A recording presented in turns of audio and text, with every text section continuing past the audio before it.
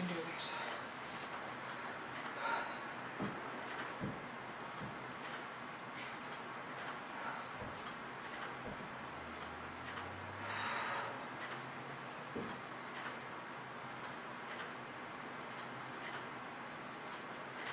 Hey guys, my name is Brittany, and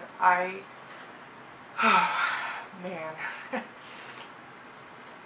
I have never done a video like this before, so please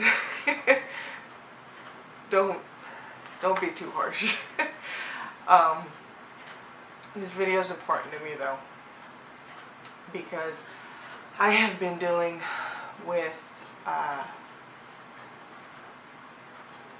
postpartum mental health issues for a couple months now, and I have shared it on Facebook and Instagram, and I've tried very hard to be open and honest and raw, and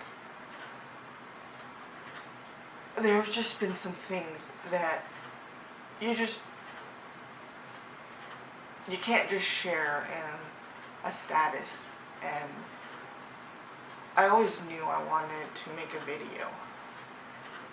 I didn't know when I would feel like I could, because I promised myself that when I made this video that I would be honest and I would be raw, and even more so than what I was on Facebook and Instagram.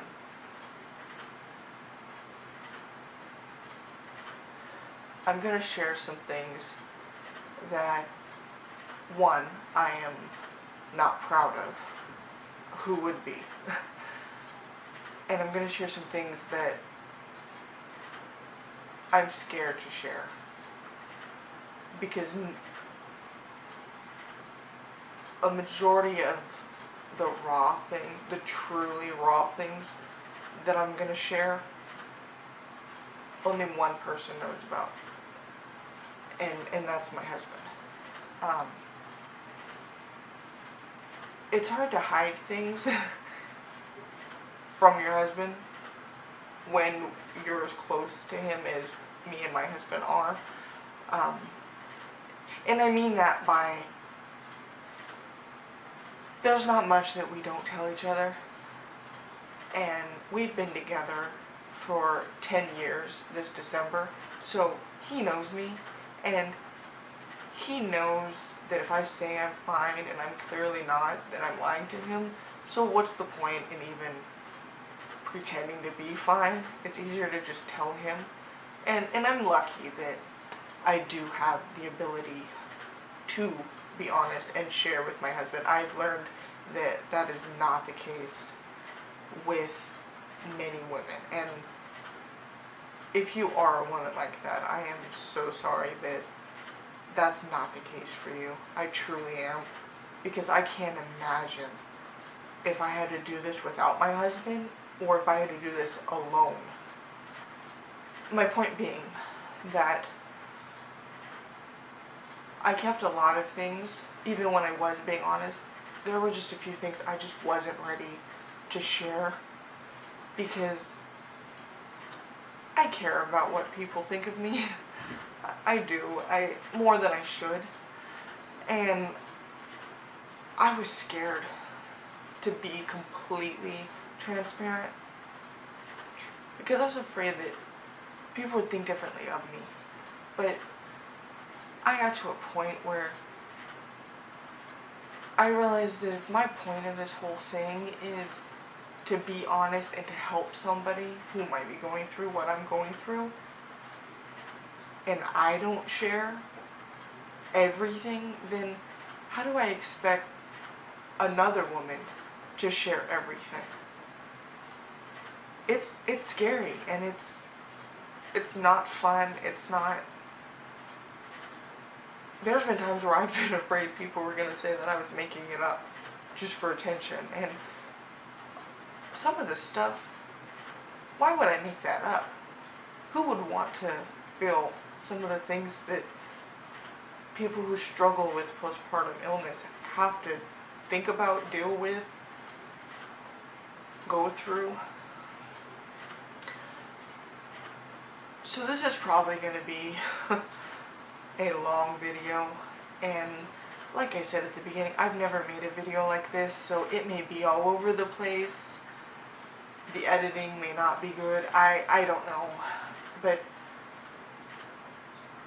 I feel like I'm ready to make it, and I'm afraid if I don't make it now, that I may never make it.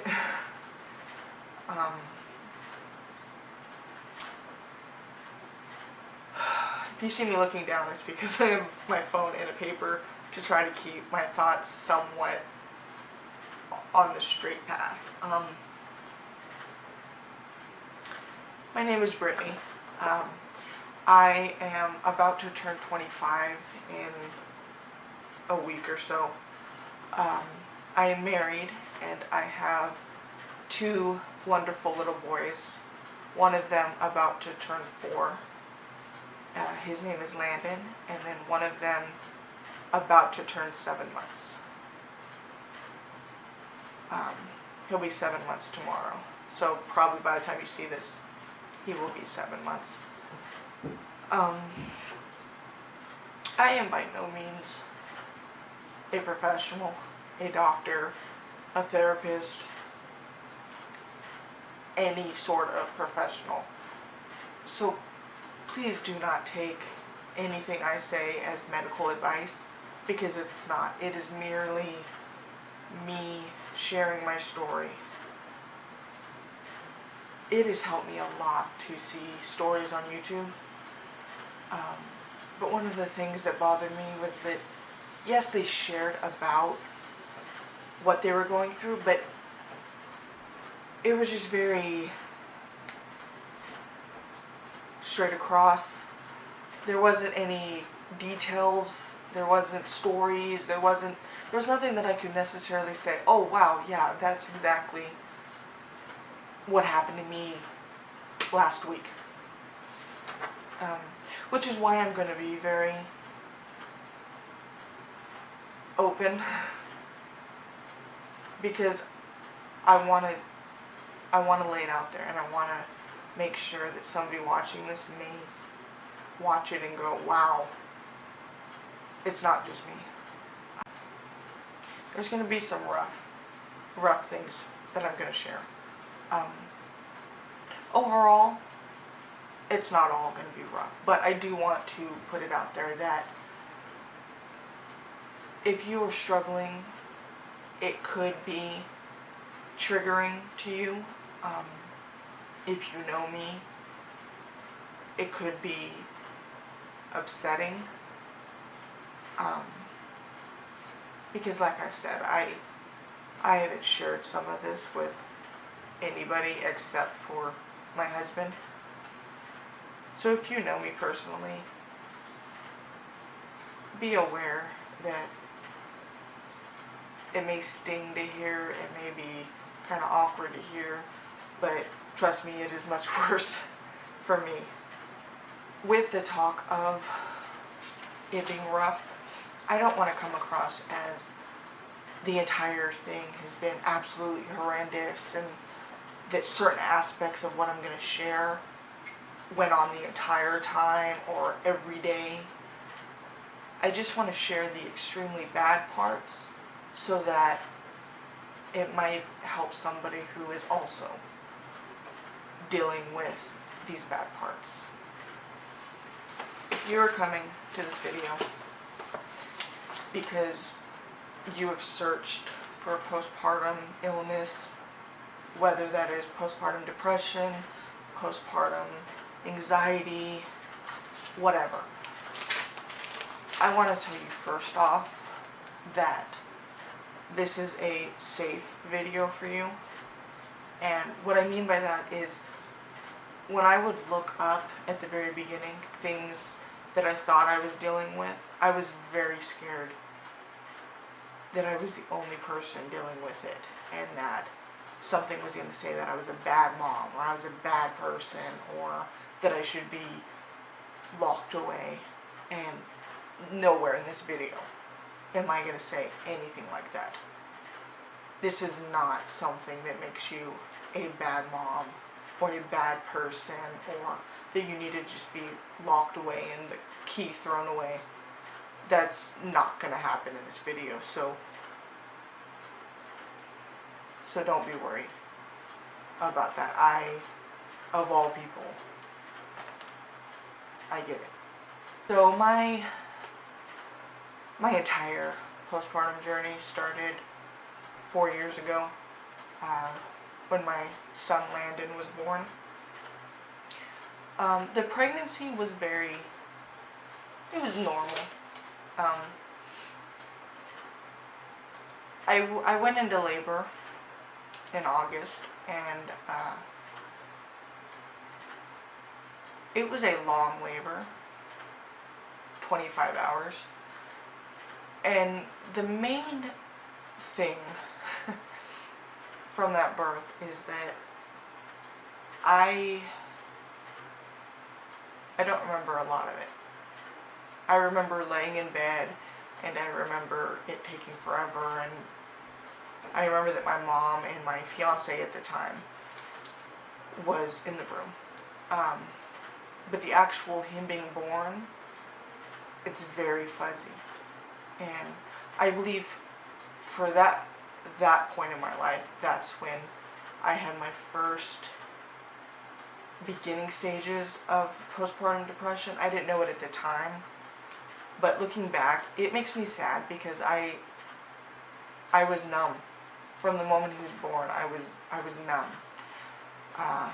In no way did I not care about him or anything, but I just was very numb. There's no other word to put it. I went through the day-to-day life with him. I fed him, I changed him, I walked back and forth all night so that he would sleep and stop crying. But I just didn't feel anything. Not that overwhelming love that everybody talks about, and that hurts. That hurts.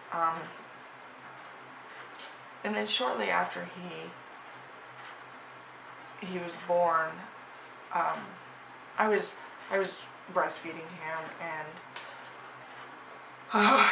it hurt, and it hurt badly, and to be numb and to not feel that overwhelming love, and then to have breastfeeding hurt, it took a toll on me. I was tired, and I was confused as to why I didn't feel anything.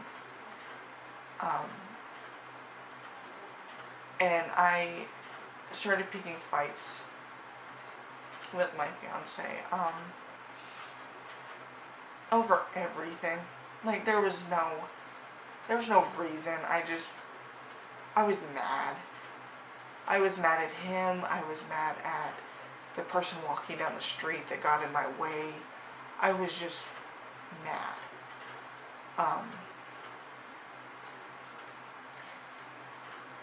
That was just basically it. I mean, I know I'm just going to kind of run across it, but keep in mind that was 4 years ago, so the day-to-day things are kind of fuzzy to me, but I do remember that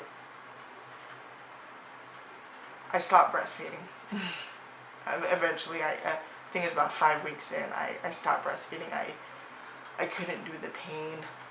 Mentally, physically, I couldn't do it. And I beat myself up. I thought giving my child formula was gonna stunt his growth, ruin him for life.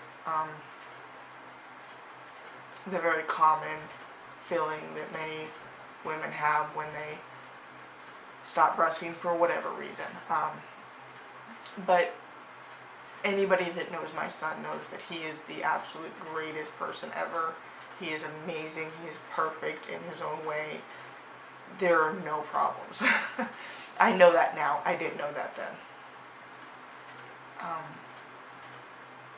one day,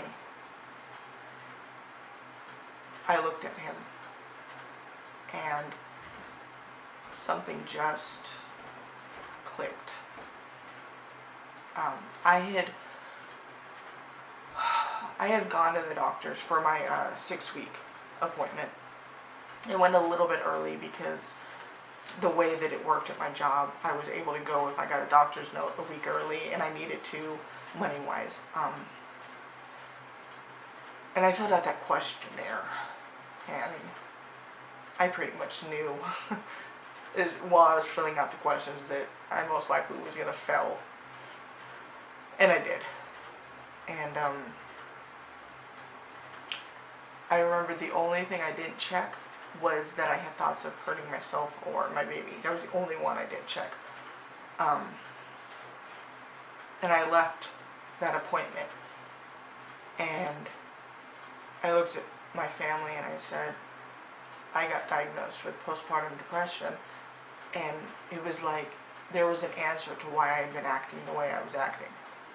And it made me feel better to know that I wasn't crazy. And so they started me on medication, and again, I'm sorry if this is all jumbled. I'm just trying to keep track of it all in my mind. So they started me on medication. It was not a good fit for me. It was horrible. I got put into a fog, and I would leave my house and get to work, and I couldn't remember how I got there. It was just a fog, and it was horrible, and I was scared that one day I was just going to walk into traffic and not even know that I had stepped off the curb. And it just gave me headaches, it made me feel sick. It was not a good experience. So I just stopped taking it one day. Let's be clear, don't do that. That is very dangerous. That was not a good decision. It did mess me up. For stopping any medication can do that. So I do not advise that. Professional or not, I'm saying don't do that. But I did. And that affected what I'm about to get to with my other son. So one day I looked at my son, and it was like a switch flipped. And I just fell madly in love with him. I don't know when. I can't remember exactly what day, how old he was, what happened. I just remember that one day it wasn't so bad. And the next day it was a little better. And then before I knew it,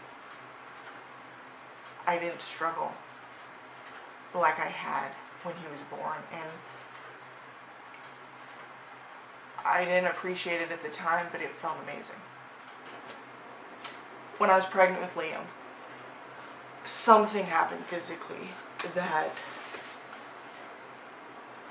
every time I stood up, within a minute or so, I would start getting the feeling when you're about to pass out. And at first, it wasn't that big a deal, but by the end of my pregnancy, it was really scary. There were times where I would take my blood pressure and it would be skyrocketing, but then I would take it again and it would be fine.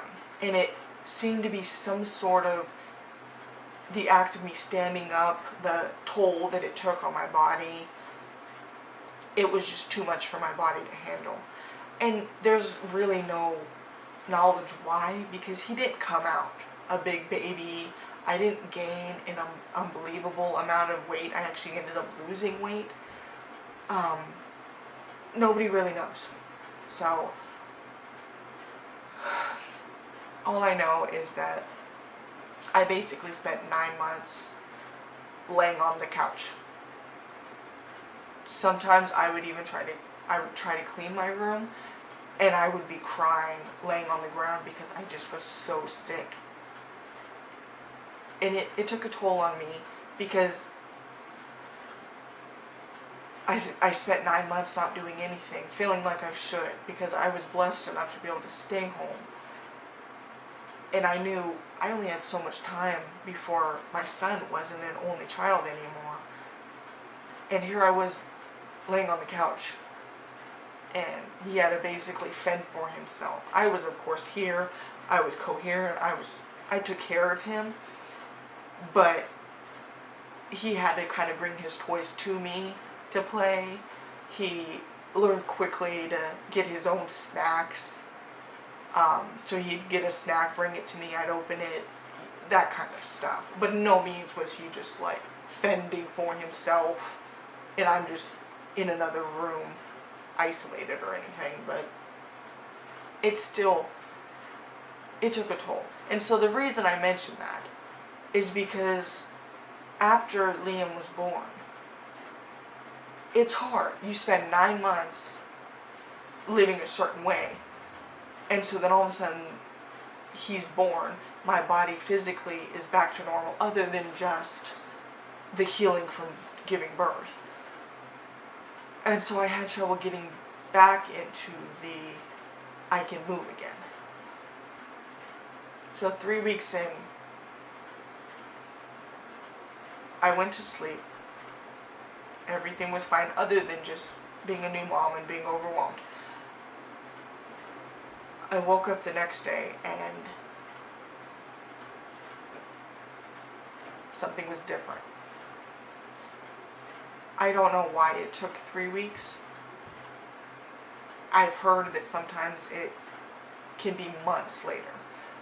All I know is that I wasn't the same as I was the night before. I started recognizing things like the anger. It started out as the same anger as from Landon. I would be annoyed with people walking by. I would be annoyed with minor inconveniences. I cried a lot. But I'm a crier to begin with.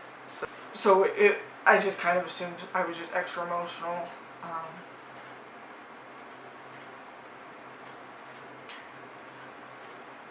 The first main thing that I could tell that I wasn't okay was that, as I said, my husband, he was the only one working, and I became obsessive about what he was doing. Obsessive. Jealous doesn't put it in enough perspective. He would leave the house and I would think of everything that he could be doing. Everything. Things that he would not even think of doing because I know him. I would either have the fear of him leaving the house and he's not really going to work, he's going to meet another woman, or he's meeting another woman at work, or he was going to leave and be at work and realize he never wanted to come home and I would never see him again, and I was going to have the children all by myself, and what was I going to do every day. And so because I assumed he was doing all of this, when he came home I was mad at him. Now, logical me knows this poor man was just going to work, and then he was coming home and now he's got this brand new baby and this wife who's accusing him of stuff, and it hurts to think about, because I know my husband and I know he would never hurt me or his family in that way, but I was sure of it. Any text he got was something bad. Any phone call he took was something bad.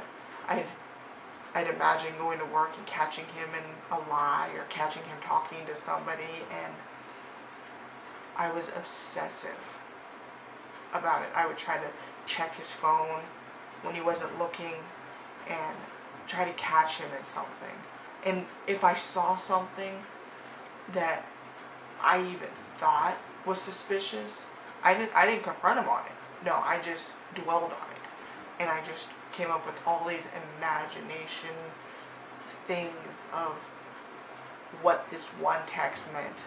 But then when I would ask him eventually, or he would find out that I had snooped, he would explain it, and the way he explained it wasn't anything bad. But I was so sure.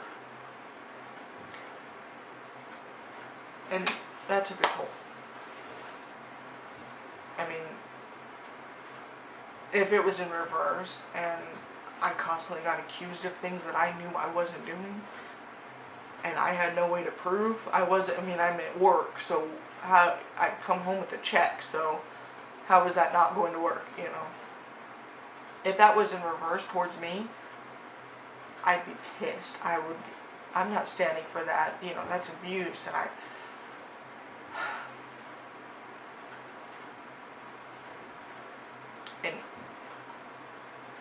I put him through a lot. By the end of this video, you're going to see what I put him through, but that was just the beginning. He would come home, and other than just the obsessiveness, I missed him. I was lonely. I spent all my day with a baby and a preschooler, and I just wanted to talk to him, but then I would pick a fight with him. So it was just this back and forth. He never knew what to expect from me. And because I was so lonely and so emotional and so everything, I was at home all day and very close to the kitchen. So I would eat. I've always struggled with food, and I've always struggled with my weight. So it was very easy to fall back into old habits. And so I would eat. I would eat anytime I felt sad. I would eat every time I was bored. I would eat every time I was mad. It was almost like I felt so bad about myself that I might as well just eat, because then I'm improving myself bad in some way. So I ended up gaining 40 pounds in a matter of 6 months, which did not help my confidence whatsoever. And a lot of it was, like I said, when I spent so long not moving, the thought of moving, and it didn't appeal to me. And I felt so bad about myself. Some days I couldn't even get off the couch. And when I can't get off the couch, I can't find the energy to brush my hair. I'm not going out and exercising. So I eat a bunch. I don't move all that much. There's no way to avoid weight gain. I began having very, very extreme fears, obsessive fears. I would be scared to go anywhere. I go to a very large church, and there's many events that have a lot of people. And I can remember vividly one time, the first time I ever had to drop Liam off in the nursery, I had such a huge panic attack because I was so scared to let him out of my sight. And I ran into a wonderful friend of mine as I'm losing it, who told me that it was okay and that I could check on him all I needed to. It was okay. And she gave me enough strength to take him in there. And of course he was fine. He did great. So far there hasn't been a time he hasn't done great. But I was scared. I thought of everything that could go wrong. I was agitated. I was crying. Nothing had even happened and I was freaking out.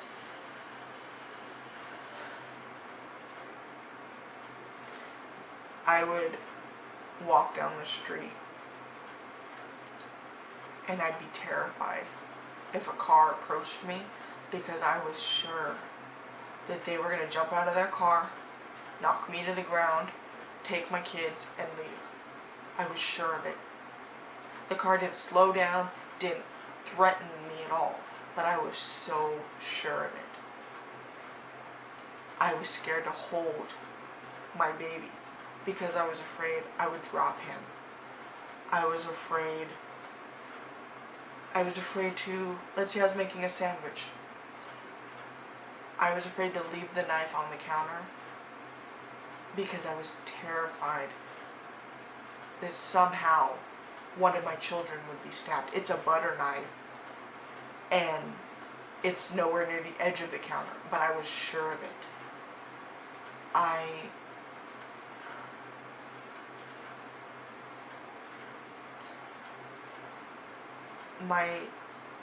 My oldest son is in a room that had a window here and a window here, okay, on the side of the building. It's the very last room. And all I could think about every night was somebody coming into the window and taking him and me never even knowing he was gone. And I would want to barricade the front door with a couch we have because I was so afraid somebody would sneak in and take my babies while I was asleep. And so sometimes I wouldn't sleep because then I could watch them. And it got to the point where I had to ask my husband to switch rooms. And so he spent his day off changing the room so that we're now in that room, and Landon is now in this safer room because it only has one window, and the window is next to a tree and a rose bush or some sort of bush. So in my mind it was safer. That's exhausting to be scared of everything like that. I have an intense fear of CPS. Not because I'm doing anything wrong. Not because I have something to be worried about. But I just have a fear. Probably because that's in my mind, the epitome of your baby's being taken away. I'm sure that's what it is. That's why it's done specifically, is because I have no control as far as other people coming and taking my baby in that regards. I'm sure that's what it is, but it is a fear, and it's exhausting because since I'm not doing anything wrong, there's nothing to fix. So it's not some sort of I'm on drugs and so it's stop doing drugs and then CPS won't get involved. There's nothing to stop doing. So it's just a constant fear. And it's extreme. It's, if I don't sweep the floor, I'm afraid, oh, I can't post this picture because what if somebody thinks that my house is a mess and calls CPS and then they come take my babies and it's just, it is so tiring. And it sucks because CPS isn't talking to me. There's no mention of calling anybody. Nobody's saying, oh my gosh, your house, you didn't sweep. Nobody's saying anything. It's all in my head. Speaking of all in my head. Okay. Eventually, when I was in my worst days, when I was obsessive, sure that my husband was cheating, when the baby was crying and I was feeling like such a bad mom that I couldn't figure out why he was crying, when my toddler, my preschooler, was running through the house and I can't get him to sit down, I started having this voice that was telling me, what good are you doing here? Your husband doesn't love you. Your children, they don't need you. I would spill something and I would immediately hear, you messed up again. Can you do anything right? When I would see myself in the mirror gaining weight rapidly. That's why your husband's cheating on you. Because you're fat. You didn't comb your hair today. Just pushing him away more.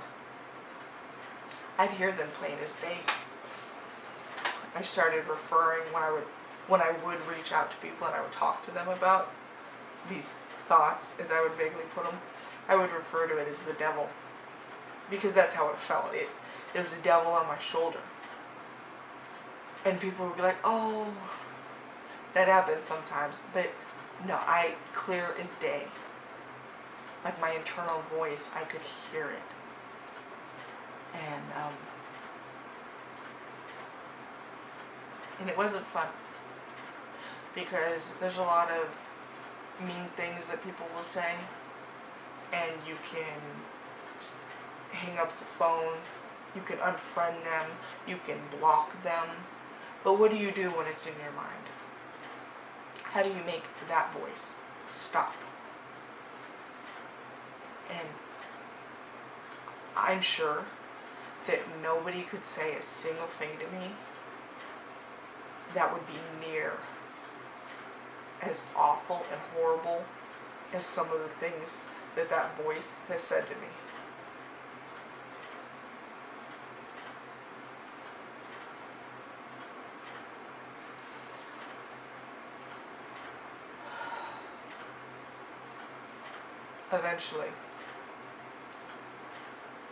Eventually that voice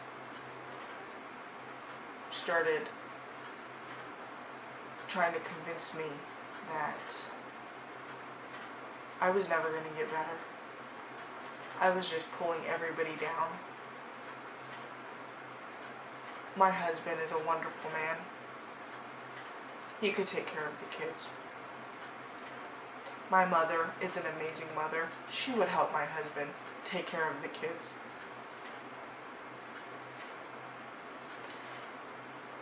And so when I would have bad days, and I mean really bad days, that I will explain more in a second,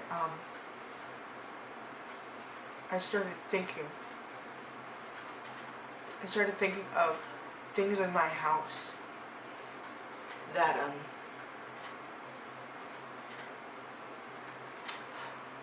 I'll just say it.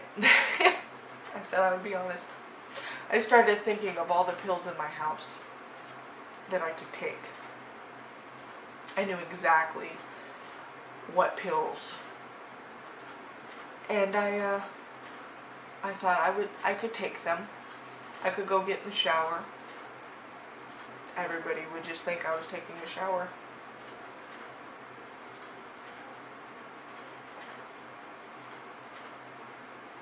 That is a really scary thing to think.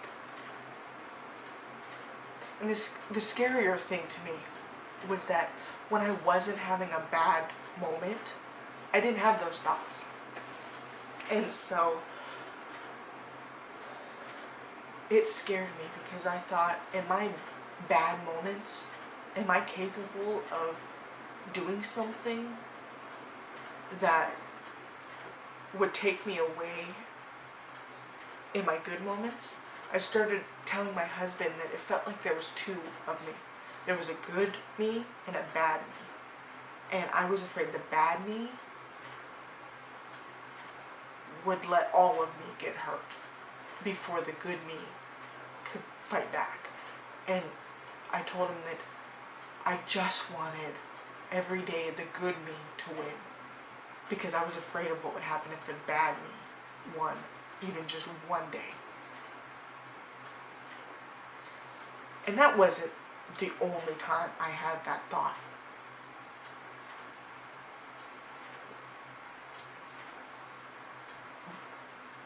But that was the first time that I knew, like, I had to be honest. Because I knew that wasn't me. I had never thought in such detail. I had never been that close. There was a day that a friend of ours invited us to his house. And I sat on the couch and I thought, I'm gonna have to go to his house and I'm gonna have to pretend to be okay. Now, I wanna be clear, okay? Like I said, I have told my husband everything, but this friend, he's probably the second in line that I've told. He doesn't see me day to day, but he knew about the thoughts I was having. He knew about the anger. He knew about the obsessiveness. He knew about pretty much everything. He just didn't experience it like my husband did. So, this friend, I didn't have to fake it with. I really didn't. I know that. But in that moment, it felt like I had to. And I had a meltdown. I went in the room and I just lost it. And thank God my husband followed me. And he's the type that he will, I don't mean this in the way that he's a doormat, because he's not, but he will let me do what I want and let me go on my own little whims. So when he speaks up, there's a problem. When he says, I've had enough, there's a problem. He's probably the one that I would pay attention to the most, because he only speaks up when there is a problem. And he saw me. I can only imagine how it looked to him, because I know how it felt to me. I was hyperventilating to the point that I really thought I was going to pass out from lack of breathing. I told him, I can't do this anymore. I can't fake it. I'm tired. I'm scared. I'm overwhelmed. And he looked at me and said, you have to figure something out. He said, I cannot come home from work one day and find you dead, or find our children next to you while you're dead, or be worried about you. He said, I will support you with anything you do, but you have to do something. You have to let me in. You have to tell me what you're thinking. And that was big. That was big for a relationship, and that was big for my recovery. Because I was very mean to him. When I'm having a good moment, I'm nice. I'm mean. But when I'm having a bad moment, oh, I am mean. I am so mean. And he, unfortunately, is the one that takes the brunt of it. I am so mean to him that if people saw how mean to him I was, they wouldn't recognize me. Because I don't recognize me in those moments. There have been times where I have taken control, as in like, the baby's crying, and I will feed him, I will change his diaper, I will do whatever, and then I will turn around, look my husband dead in the eye, and basically say, I guess I have to do everything. Like, maybe if you were a better father, it would all be on me. And just, that's the mild thing. But it's one of those, like, nobody wins. I don't ask for help, but then I'm mad because you didn't help me. I also became rage-filled. I'm not an angry person, and I am surely not a violent person. I'm just not. I have never been in a fight. I have never been close to a fight. I have never punched anything. I've never punched anyone. I've never been violent, okay? And I would get so angry that I can imagine people who do struggle with rage and fights and stuff, I can imagine how they probably feel. I could feel my blood boiling. I could feel my fist clench, and I was millimeters away from hitting something, whether that be a wall, break a plate, throw something on the ground, or punch my husband. Now, let's be clear, I have never punched him, but the fact that I would even think about punching him is not like me. The fact that I would get so angry that I would think about hurting him, that's not like me.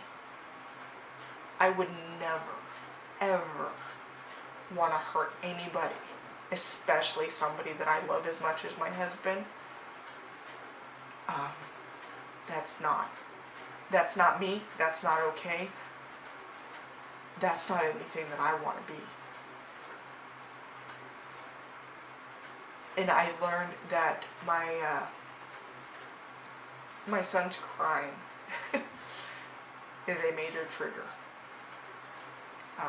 Fortunately, crying is just something that babies do. But I had to learn, and I had to admit that that was a trigger, so that I can be aware and I can keep myself and my family safe.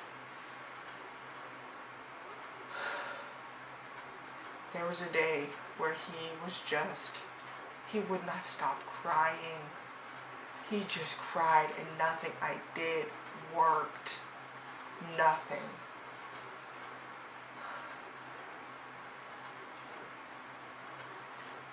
And for a moment, I had him in my hands, and for a moment,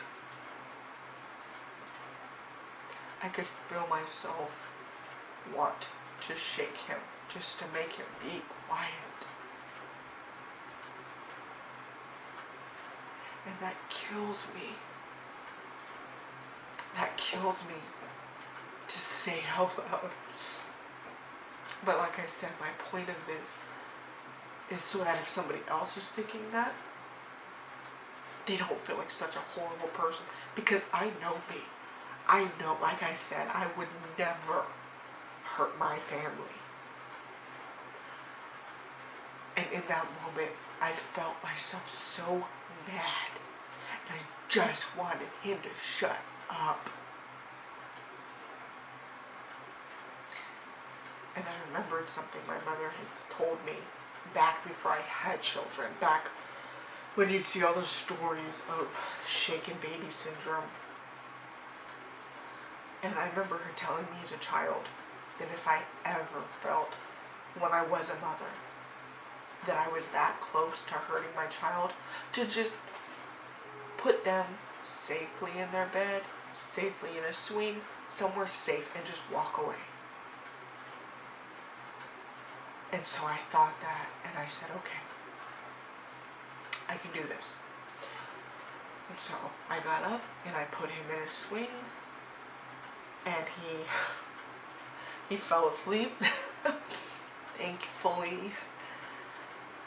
And I just walked in the room and I sat down and I cried because I felt so bad that I would even have an urge to do that. And so I believe my husband was at work at that point. So when he came home, I told him, I need to go for a walk. And he agreed, because he knows me. And he said, if you are at that point, or you are so mad that you would think of hurting somebody, then you need to just go calm down. And so I went on a walk. At this point it was like 10 o'clock at night, so I just went to the local park. I'm not that crazy. But I calmed down. And I still felt horrible. But I also realized that it was a big step for me to realize I'm getting angry and just take a breather. And so anytime now that my son's crying does get on my nerves, it's very rare that he gets to the point he was at that day. I don't know what was wrong. He might have had a bellyache. He might have been teething. He might have been tired. I don't know. But when he does cry and I feel myself getting agitated, I know now. He's perfectly fine. Put him in his crib. Put him in his swing. Put him anywhere safe. He's gonna be fine. Go take a breath. I know that now. And if you are watching this and you know what I'm talking about, please do the same. Even if they don't calm down and they do just keep crying while they're in the crib, at least they're okay. So you're going to hear that from all kinds of sources, and you may blow it off, or they don't know what it's like. I do. Please. Just do it. If you don't have anybody to help you, it's fine. Just put them in the crib. Put them in the swing. Put them in the bouncer. Wherever. You know what you have. You know what's available. Just put them down. If anybody says anything, say, I did this because it's what's best for my child. As long as you were where, if they need you, that you're there, that's all that matters. Calm down. Go back to them. Trust me, it will be much better for both of you. I could feel, on the topic of being angry,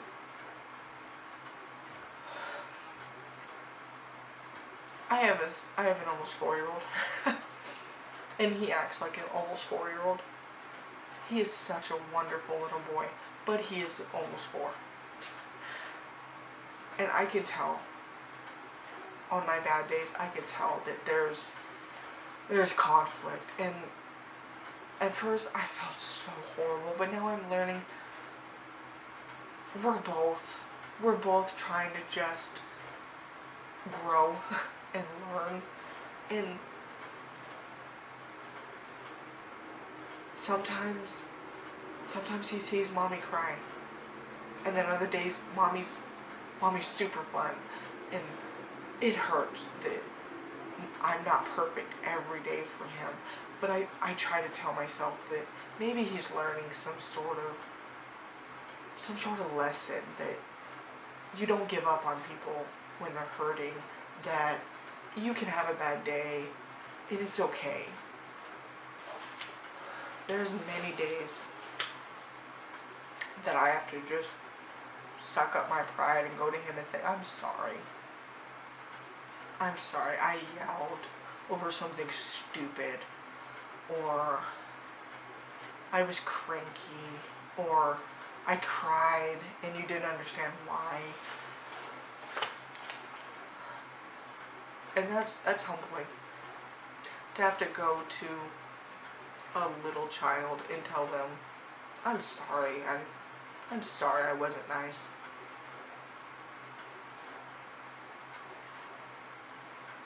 But I've learned that he feeds off of me.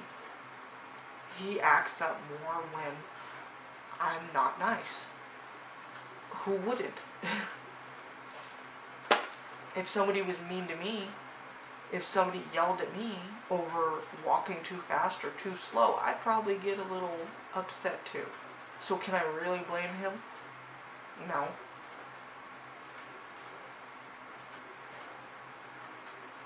And luckily, those days are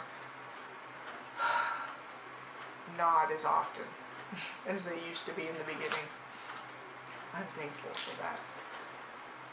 But I still feel bad that we even had them in the first place.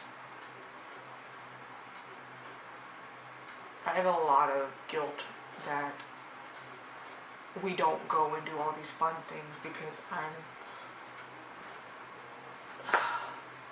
I'm so scared of what's out there, kind of thing.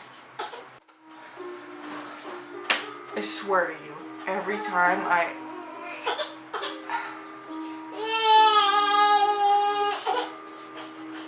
I start the video, he starts crying. But every time I walk over there, he stops.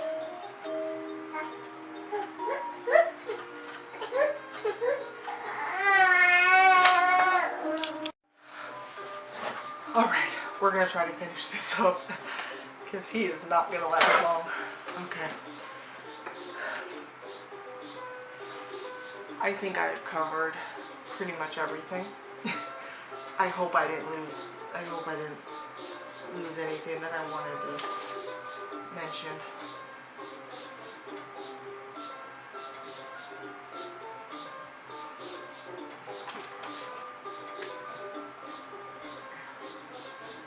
One thing I did want to mention, it doesn't really go with the postpartum, but then it also does. So when I was talking about Landon and the breastfeeding hurting and all that, I mentioned that I put a lot of pressure on myself when I had to start formula, that I was this horrible mom, and so coming up again, I was worried how long I would be able to last. I was worried about feeling like that. And so the breastfeeding has gone well. We're still breastfeeding. But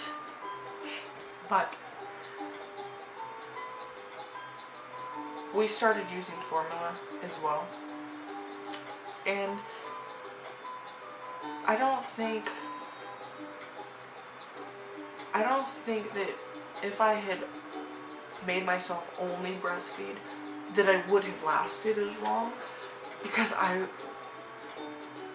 like I said, I couldn't comb my hair, I couldn't take a shower, I couldn't make myself food. It was I was fine with making Landon food. That was never a problem. So the thought that I would every 2 hours have to breastfeed, it was overwhelming to me. The cluster feeding, it was overwhelming. So I told myself, it doesn't matter. If he's on formula, he's going to be perfect. If he's breastfed, he's going to be perfect. I had friends that strictly breastfed. Their babies were wonderful. I had friends that strictly formula fed. Their babies were wonderful. I learned that I had to do what felt right to me, and I didn't want to simply do formula. I wanted to try to breastfeed. I loved how giving him my milk felt, and that helped me. So it was right for me to do both. And that helped a lot. That helped me personally a lot. And something was mentioned that I would like to point out in case somebody watching this doesn't know about it. It's called, I believe it's called Deemer. I hope I'm not. I'll try to, I'm making all these promises about putting things on the screen and I don't even know how to edit, but I will try. I'll put it somewhere. A friend of mine mentioned that she was dealing with this. And the stuff that she mentioned sounded familiar. When I would start to breastfeed, I would get this overwhelming anxiety. Just, there was nothing wrong, but it was like I was having a panic attack. And I would get this unbelievable thirst. Like if you're dehydrated and you know there's no water, that just panic thirst, I would get that. I would have water next to me, I would still get that. And it made me irritable, it made me anxious, it made me overwhelmed. And so when she mentioned that, I thought, there's a name for that? And I just wanted to mention that in case you feel that way. Look it up. You may not have it, or you may have it, but if you have it, it may help you to know that you have it. It doesn't mean you have to stop breastfeeding. It doesn't mean really anything, but it might help to know that you have it, or that you have a slight case of it. I just want to put it out there because I didn't know about it until she mentioned it. I thought I was just, let's just add it to the list of things that are wrong with me.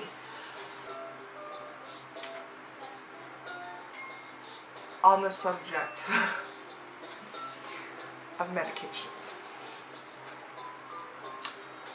I chose, me personally, chose not to get medication. Okay? I want to be clear that I do not in any way think that medication is not a good idea.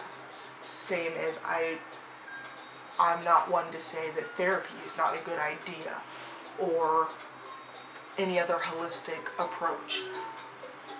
I'm doing what feels right for me. Medication was not the route for me. I had heard a lot about people getting the wrong dosage, getting the wrong medication, which I'm sure was the case for when I was postpartum with Landon. But I couldn't get out of the house. So, and I don't have a car. So that's a key point in what I'm saying. I wasn't going to ride the bus up to the doctor's for the third time to get a new prescription or to get it adjusted or to talk. I wasn't going to do that.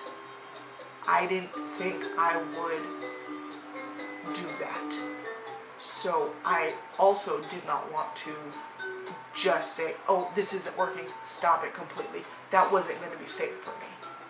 So I chose to find other ways to help myself.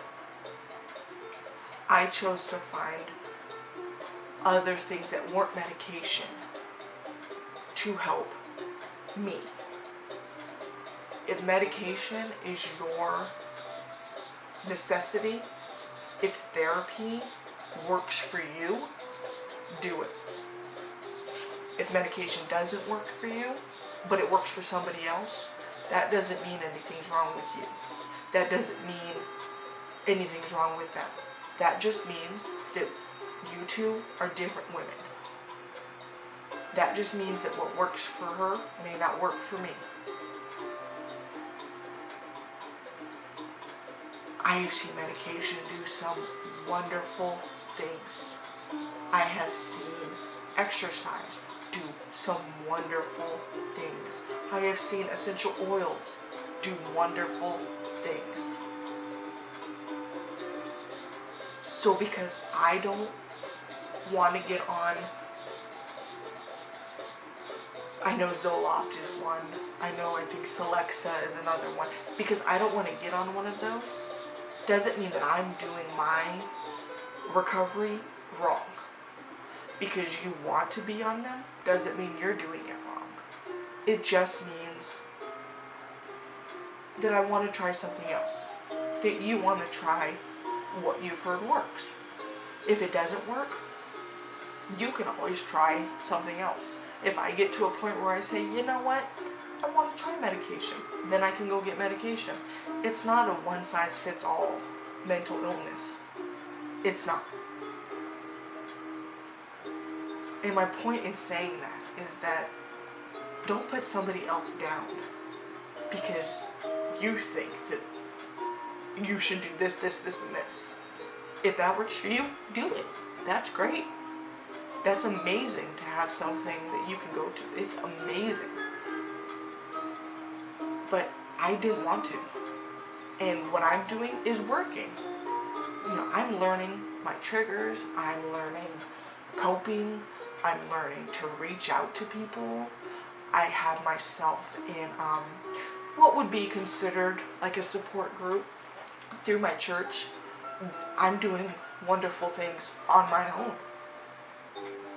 It may not work for other people, but it's working for me. That's all that matters. If you are a friend and somebody you know has said they're going through it, you think is going through it, I by no means am an expert, obviously, but I do have some advice. If they have not told you that they have it, mention it to them. A lot like there is a myth that if you ask somebody if they're suicidal, it's going to make them suicidal.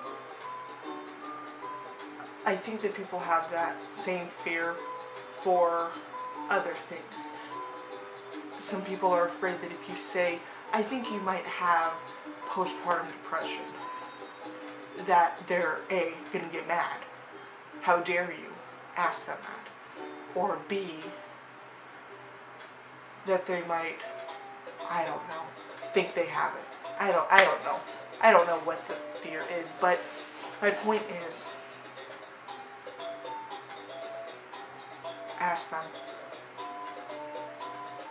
Because they might be sitting there praying that you ask them. They may not know.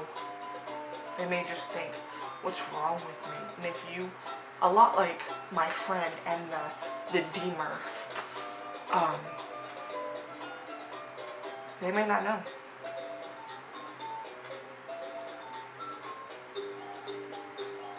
If you find out they do have it, reach out to them, please. I am fully aware that if you want to talk to people, you should reach out to them. If you need help, you should reach out to them. I get it.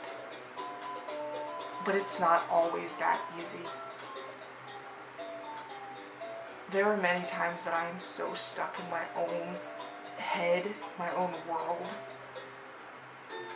that I don't have the energy to reach out. And I know that's not fair to put it on other people. I get that. But my point is, if you haven't talked to someone that you know is struggling in a week, in 2 weeks, send them a text. You don't even have to call them. They may not want to talk to you on the phone. Just send them a text. Hey, thinking about you. Hey, how are you doing? And that reminds me of something. When a woman has just given birth, and you give that whole, hey, how you doing? Listen. Because many times, someone said, hey, how you doing? And I said, I'm good. And they went about their business. But I wasn't good. I just didn't think that they really cared. And granted, that's pretty much on me, but at the same time, it just kind of became a passing, hey, what's up? So I didn't feel like they really were listening to anything I said. There were a few that truly, how are you doing? And those people were the ones that gave me the strength to be honest and say, I'm not doing well. I need help. So if they seem fine, if they say, you know, I'm really doing good, then I mean don't push it. But if you see something extra in their eye, or you see like a hesitation, or you see when no one's talking to them, they're kind of off in the corner looking sad, maybe ask them again. Maybe ask them till their answer changes. Maybe their answer will change because they actually realize that you do care how they're doing.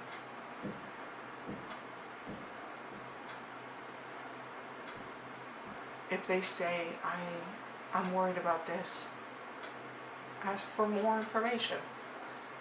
What about it are you scared about? Is there anything I could do? And truly mean it. If you say, I want to help you, then truly mean it. Don't say, oh, I'm going to bring you some food. I want to help, and then never bring them food, for example. Just be there. I have learned just how important friendship can be with something like this. Especially if you have dealt with it, share your story. Tell them. But tell them the hard parts. Because they may not realize that when you say, I dealt with it, that you dealt with what they've been dealing with. I got a lot of, I struggled with it too. But it was gone, and it was gone in a week, or it was gone in a month, and then I was all better. And I'm not saying that's everybody, but there were a few, and those people made me feel like something was wrong with me. Why am I still dealing with this? There's people who said, I've been dealing with this for 5 years, and this is exactly how I felt. And I went, okay, it's not just me. Something's not wrong with me. If you are the partner, spouse, boyfriend, significant other, anything in close relation, housemate, I don't know, somebody that is there.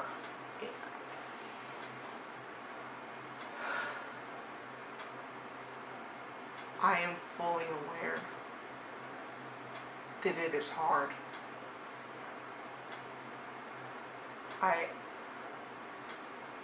I can't imagine what it's like because I haven't been on that side, but I can also at the same time kind of understand how you may feel. It is hard. It's hard to live with somebody that is dealing with something like this, especially to the extent that some of us women have to deal with. I can only imagine how that feels to the significant other, to watch somebody you love struggle that much, to be scared, to go to work because are they having a good day or are they having a bad day? Am I going to come home and they're screaming at me, or am I going to come home and they're happy? Are they going to be happy the whole night, or are they going to eventually snap? That's a lot. That is a lot. I am fully aware that that is much more than you signed up for. But at the same time, and I'm specifically talking to the ones that have stuck by their partner, whatever the relation is, that they are there, that they are supporting, that they are down in the trenches. Your woman may not say this to you, but I will say it. Thank you. Thank you. It is rough for us. It is scary for us. It is hard. It is messy. But it is just the littlest bit better with somebody we love. In my worst moments, to know that my husband is down in the trenches with me, is saying, I'm not letting this sickness take you. I know who you are. You're not this person. You're not violent. You're not angry. You're not obsessive. I love you for who I know you are. That makes it just the littlest bit better. That gives me just the littlest thing to hold on to. And I am sure that it is the same case for many other women out there. And as I said at the beginning, if you are not somebody who has that kind of spouse or that kind of significant other, that sucks. That is hard. The words can't describe how much my heart breaks for you. And I hope that if it isn't a significant other, that there is somebody that is down in the trenches with you. That it is a friend that sees through all of your, I'm fine, I'm okay, oh, I'm just tired. But I just want to make it clear that if you are a significant other or a friend, and you are down in the thick of it, thank you.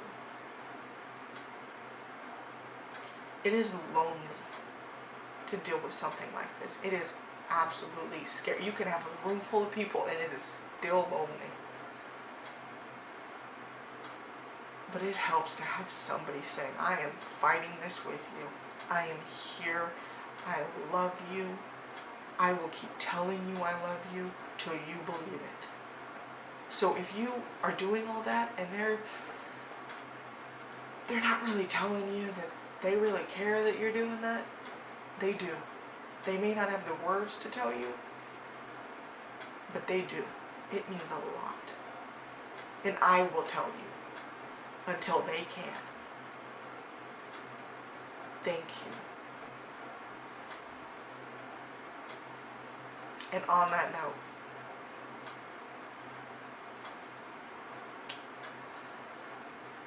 I will never be able to fully thank my husband. Ever. I mean, I have so many friends and family that have been there and they've supported me, and I thank them too. I do. I don't want to come across as I don't appreciate every single one of them.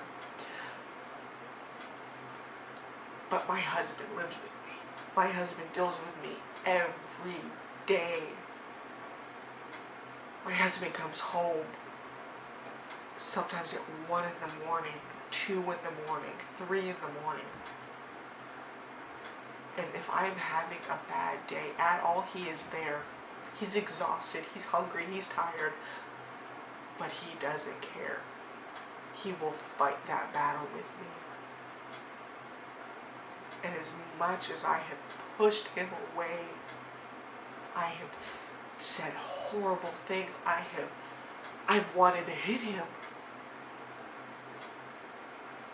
he has never judged me. And I am so thankful that I do have that kind of support, because my recovery would be much different, I'm sure, if I didn't have somebody. If somebody came home and said, sucks, you're on your own, I'm tired, I could definitely see how I would be much better off. I would be much worse off, not better off. But I am better off because I have somebody, and I am truly so thankful. And I believe that as much as I have pushed you away, and I have hurt you, and I've made it hard to deal with me. I believe this is something that we're gonna grow from. Because if we can deal with this rough stuff, and it doesn't tear us apart, there isn't much that can tear us apart. I've learned that, and that is really, that's a lot. And if you are somebody who is like that, I am saying thank you. It means a lot to them, even if they might not know it yet. It will. Hold on to them. Fight for them. Don't let this tear you apart. It's not them. It's mental illness. And just as you would not judge somebody else for having another mental illness, for needing help, for needing support, for having a bad day, don't judge her. That's not her. That is the illness. That is the devil. That is sickness. That is not her. That is not your wife. That is not your girlfriend. That is not your friend. That is not your sister. They are in there. They are in there. You have to help them fight. As long as they know that they have somebody that loves them, whether it be someone else, whether it be them, they will fight. They just need somebody to care. Now, I've said all of that.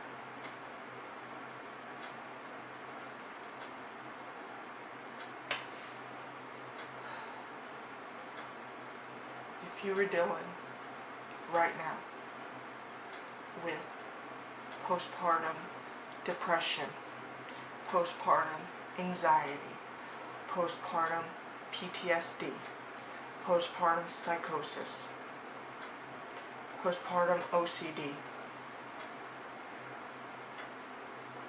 this next part is for you, and I want you to listen closely. This next part is the reason I have made this entire video. This next part is the reason I have done everything that I have done on Facebook, on Instagram, on anything.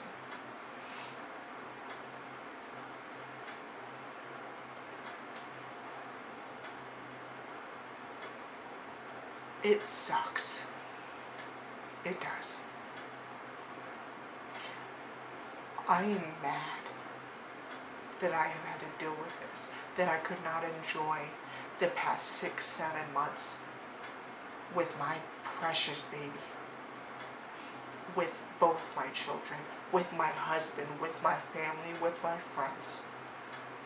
I am mad that you had to deal with that. Whether that be for a week, a month, a year, 5 years, 10 years, I don't know. I am mad for you. And it's okay to be mad. It's okay to say, this sucks. Why did I get this end of the stick?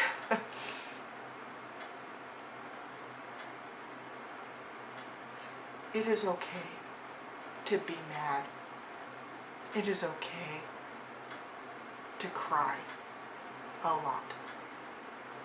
It is okay to feel what you are feeling. It's not okay to let it take you down. Don't let it. Don't let those thoughts in. Don't let those what ifs come in. Don't let your mind tell you that you are better off dead. Don't let your mind tell you that you are better off walking away and never coming back. Don't let your mind tell you you are better off driving off a cliff. Just don't. If everything in you, all you can do in a day is to make sure your children are clean, fed, and cuddled. If that is all you can do, that is fine. If your children spend all day watching Sesame Street, that is fine.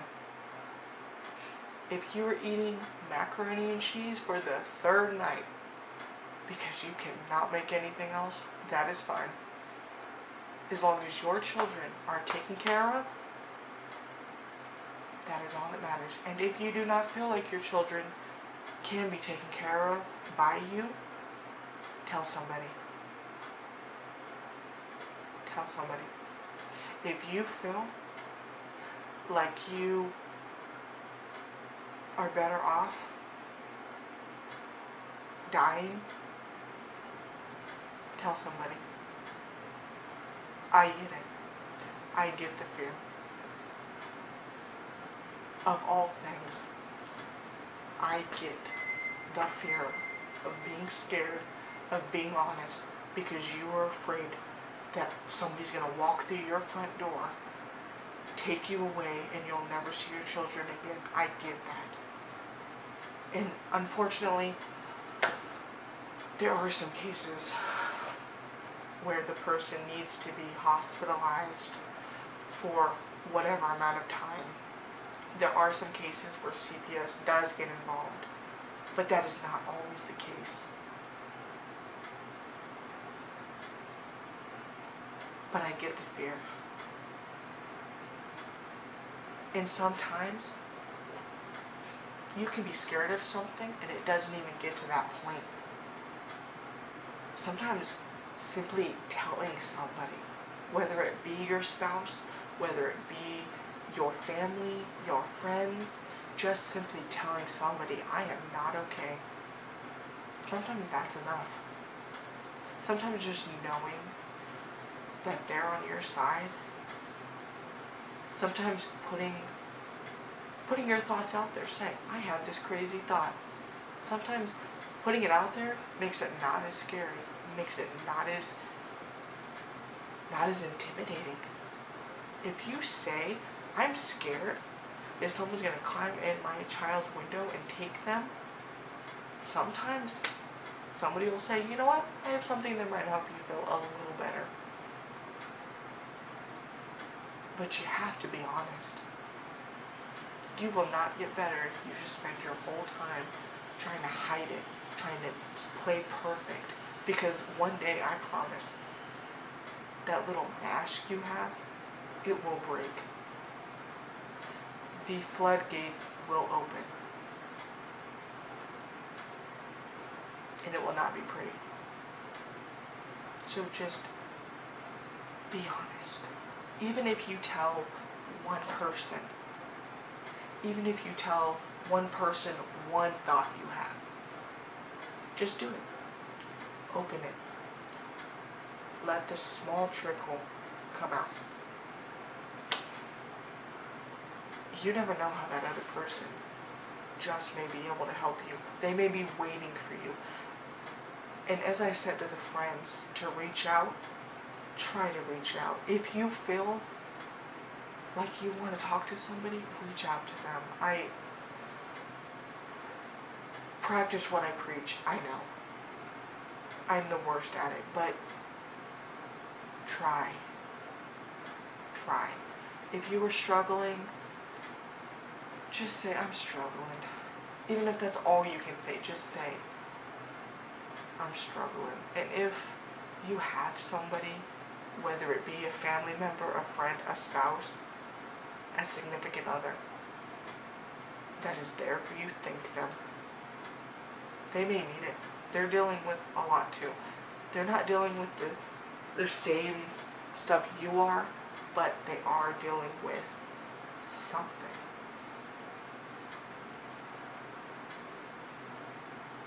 I'm going to, I don't know if I'm going to put it at the end of the video or I'm going to put it in the description. I don't know, but look for it. I will put some of my favorite resources. I'm also going to try to put some Facebook groups that have really helped me. You don't have to go to any of it, but I hope you will. Look at whatever works for you. If a hotline works for you, use it. If the Facebook group works for you, use it. Whatever works for you, whatever you're interested in, try it.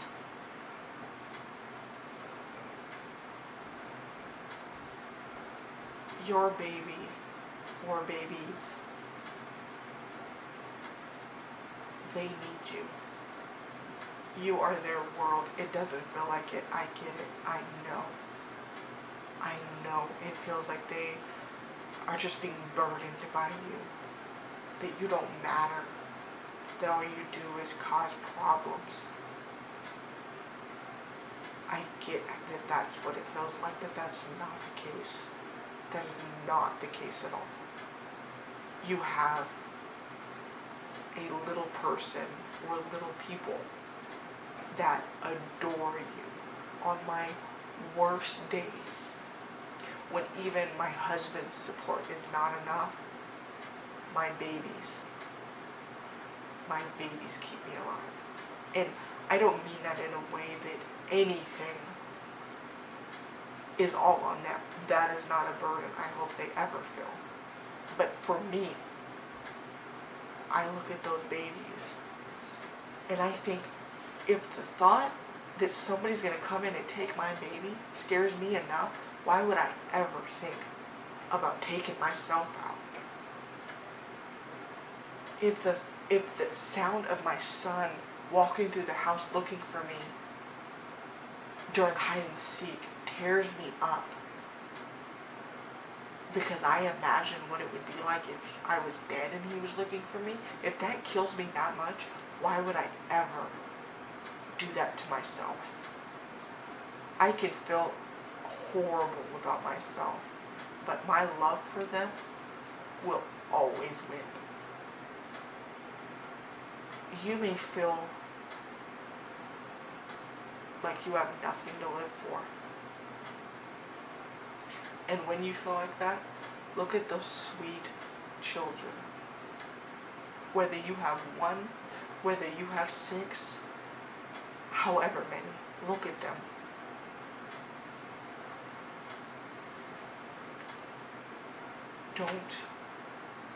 Don't leave them.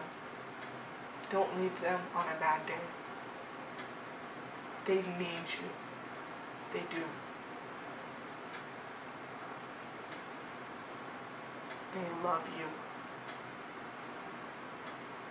They may be too little to tell you. They may not know that you need to hear it, but they love you. You are their mommy. You are the sun and the moon and the world. You are their comfort. And they need you.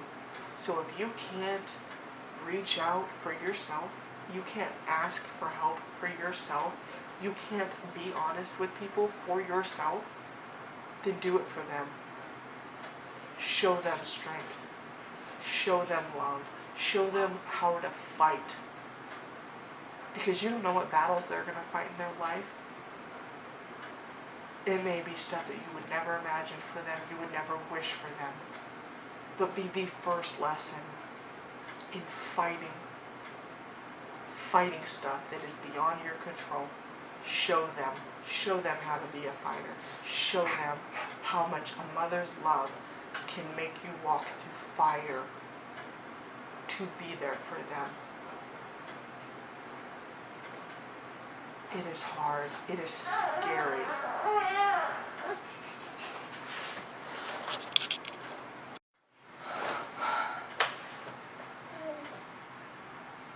It is scary to deal with something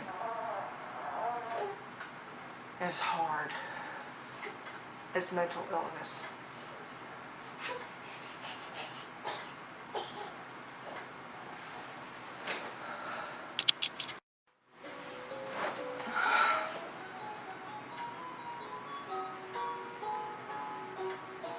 You can do this.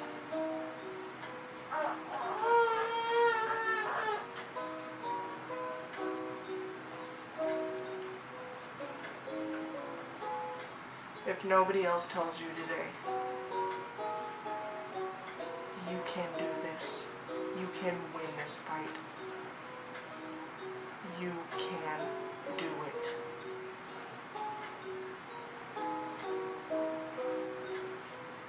You can.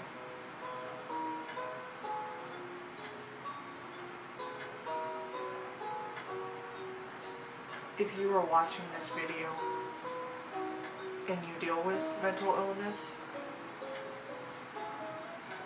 please watch it till you believe what I'm saying. If you know somebody that you even think might be dealing with this, share it, show it to them. You don't have to say anything, just show it to them.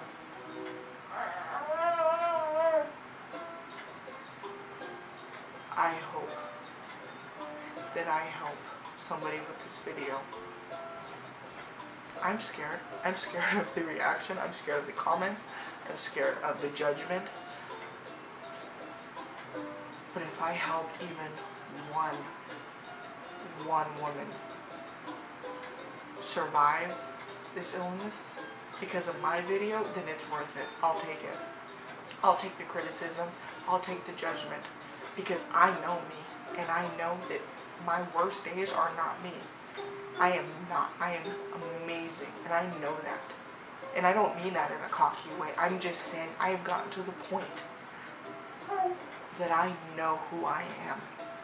And I know how I will fiercely love my children until my last breath. So on my bad days, I remind myself that. And I hope you do too. Speaking of children, mine is done. But I just want to make this known. If you have nobody else, or even if you do and you just simply want to reach out to me. I will always be there. Always. I get what it's like to feel alone in a busy room and to just want somebody to know how you feel and to know that they've been through it. I have. I understand. I get it. I feel how you feel. I have felt how you feel. Don't give up. Don't.